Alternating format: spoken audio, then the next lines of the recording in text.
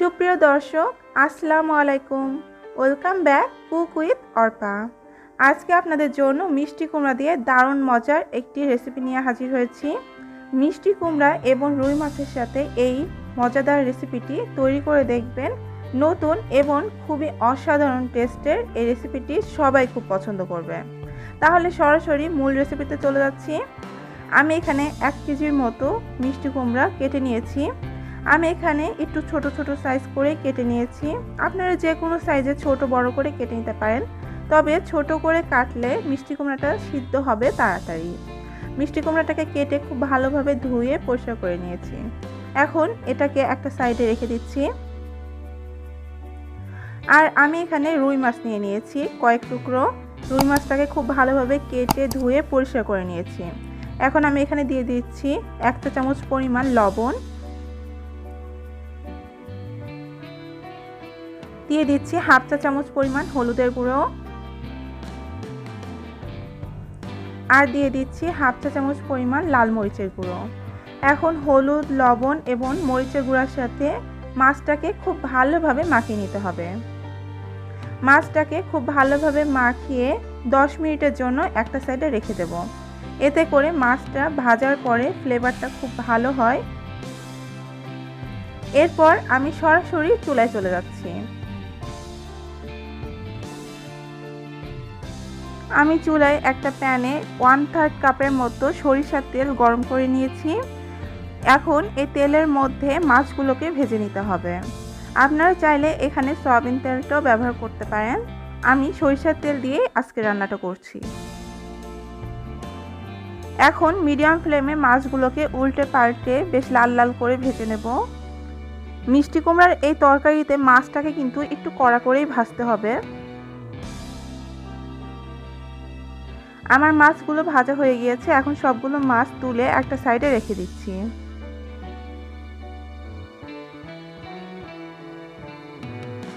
এখন ওই একই তেলের মধ্যে দিয়ে দিচ্ছি ঝাল।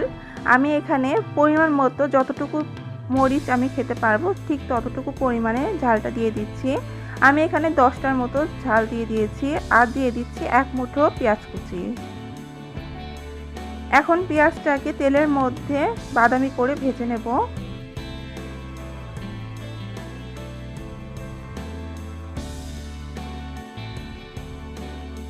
আমি পেঁয়াজটাকে বেশ বাদামি করে ভেজে নিয়েছি। এখন আমি এখানে মশলা দিয়ে দেব। আমি এখানে 1 চা চামচ রসুন বাটা এবং 1 চা চামচ পেঁয়াজ বাটা দিয়েছি। আর দিয়েছি 1 টেবিল চামচ পরিমাণ জিরার গুঁড়ো, পরিমাণ মতো লবণ, হলুদ, মরিচের গুঁড়ো, আর দিয়েছি 1 টেবিল চামচ পরিমাণ ধনিয়ার গুঁড়ো। মশলাগুলোকে আমি দিয়ে দিয়েছি। আর সেই সাথে কিছুটা পানি দিয়ে দিয়েছি, যাতে মশলাগুলোকে যখন আমি কষাবো তখন তেলের ভিতরে মশলাগুলো যাতে পুড়ে না যায়।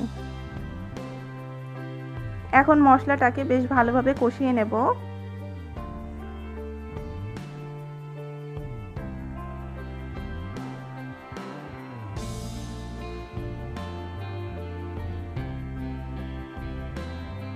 আমার মশলাটা কষানো হয়ে গিয়েছে।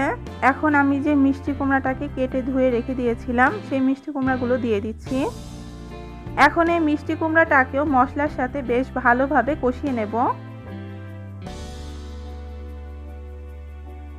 আর মিষ্টি কুমড়া থেকে কিন্তু বেশ ভালো পরিমাণে পানি বের হবে।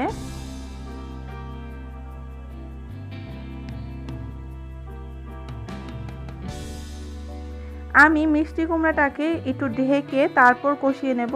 এতে করে মিষ্টি কুমড়া থেকে পানি বের হবে আর মিষ্টি কুমড়াটা কিছুটা সিদ্ধও হয়ে আসবে। আমি ঢাকা দিয়ে দিচ্ছি। আর কিছুক্ষণ পর পর ঢাকনা তুলে কিন্তু এটাকে নেড়ে চেড়ে দিতে হবে, না হলে নিচ থেকে লেগে যাবে। আপনারা দেখতে পাচ্ছেন মিষ্টি কুমড়া থেকে কিন্তু কিছুটা পানি বের হয়েছে।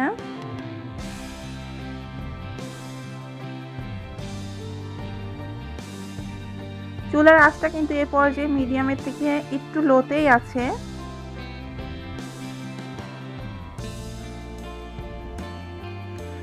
আমার মিষ্টি কুমড়া থেকে যতটুকু পানি বের হওয়ার হয়ে গিয়েছে, আর পানি হয়তো বের হবে না। এ পর্যায়ে আমি আরও কিছুটা পানি দিয়ে দিচ্ছি 1 কাপ পরিমাণ। কারণ মিষ্টি কুমড়ার থেকে যে পানিটা বের হচ্ছে এই পানিতে কিন্তু মিষ্টি কুমড়াটা সিদ্ধ হবে না, তাই আমি এখানে আরও কিছুটা পানি অ্যাড করছি। এতে করে আমার মিষ্টি কুমড়াটা সিদ্ধ হয়ে যাবে। আমি এখন এটাকে ঢাকা দিয়ে যতক্ষণ পর্যন্ত না সিদ্ধ হয়ে যাচ্ছে ততক্ষণ পর্যন্ত অপেক্ষা করে নিচ্ছি।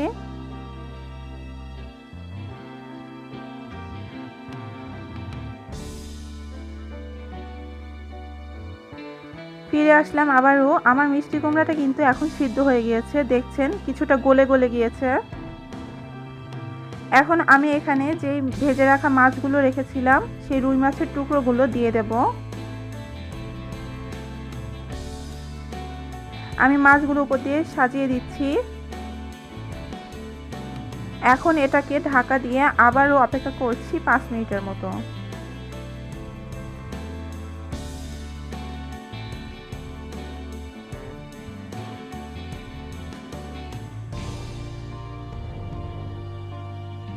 পাঁচ মিনিট পরে আবারও ঢাকনা তুলে মাছগুলোকে একটু উল্টে পাল্টে দিচ্ছি।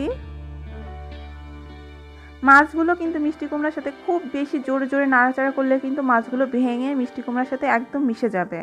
আর এই কারণেই বলেছিলাম মিষ্টি কুমড়ার এই রেসিপিতে মাছগুলোকে একটু কড়া করে ভাজতে। এই তো আমি হালকা করে একটু উল্টে পাল্টে নেড়ে চেড়ে দিলাম। এখন আমি এখানে দিয়ে দিচ্ছি 1 চা চামচ, 1 চা চামচের একটু কমই হবে, চিনি দিয়ে দিচ্ছি। এটা জাস্ট একটু টেস্টটা বাড়াবে।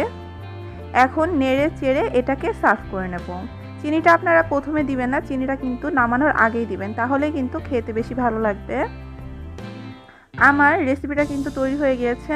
এখন নেড়ে চেড়ে এটাকে আমি সার্ভ করে নিচ্ছি। এই তো রুই মাছ দিয়ে দারুণ স্বাদের মিষ্টি কুমড়াটা তৈরি হয়ে গিয়েছে।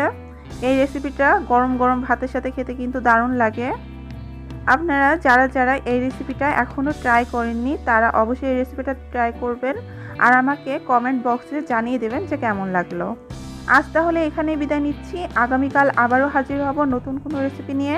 সেই পর্যন্ত সাথেই থাকুন আর আমার চ্যানেলটিকে সাবস্ক্রাইব করে আমার পাশেই থাকুন। আল্লাহ হাফেজ।